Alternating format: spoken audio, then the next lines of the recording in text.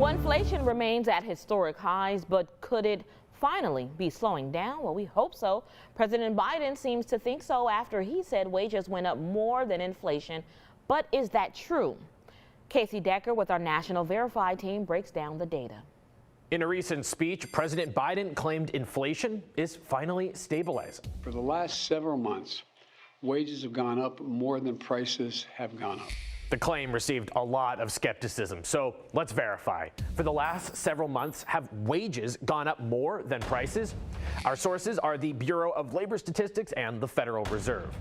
Wages and prices, both pretty broad concepts, so exactly what you make and what you pay can vary a lot from person to person. But the Bureau of Labor Statistics does have a way to keep track of the overall trends.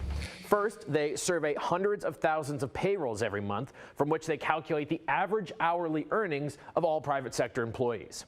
Second, they measure inflation through the Consumer Price Index, which tracks the prices of a bunch of commonly bought goods, showing whether a basket of those same goods is getting cheaper or more expensive.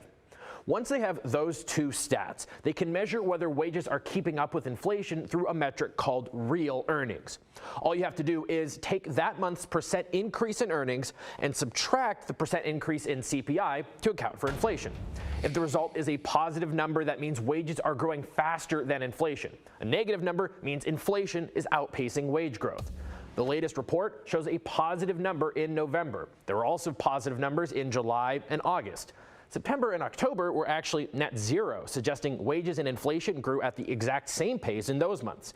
And before July, the numbers were consistently negative.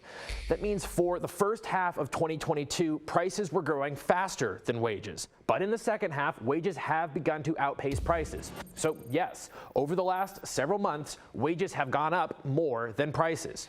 Biden, in his speech, acknowledged inflation nonetheless remains high, saying there's more work to be done to get those prices back down. With your Verify, I'm Casey Decker.